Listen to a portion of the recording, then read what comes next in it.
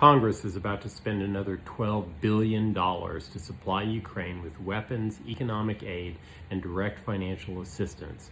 American foreign policy with respect to Ukraine is reckless and harmful to the interests of the United States, and here are 4 reasons why. Number 4, the Biden administration is spending a fortune in American tax dollars on Ukraine.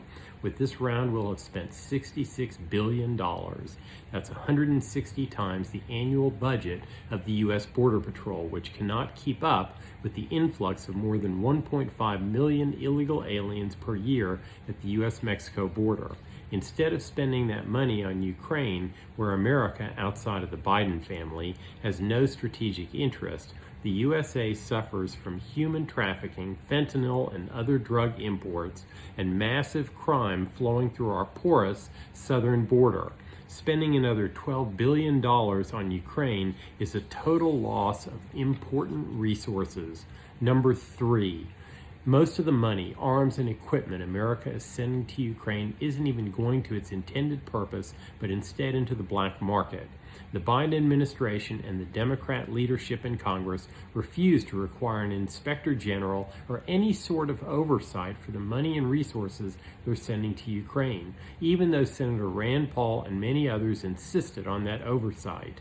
Now what we know, according to officials in the Ukrainian government, is that about 2/3 of the money, weapons, and food and equipment that America is sending is ending up in the black market.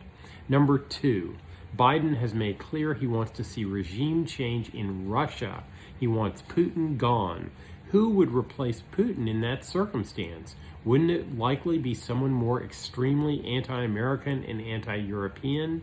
Wouldn't it likely be someone closely aligned with China rather than the United States?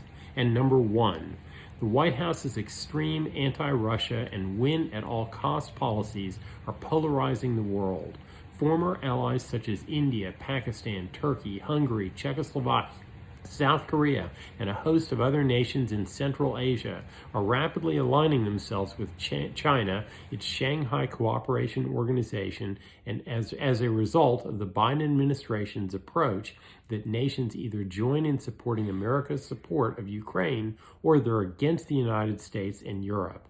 It's not an issue on which the United States should polarize and totally realign world governments. With America's interest in Ukraine so unclear, the real question is, why are we doing this at all?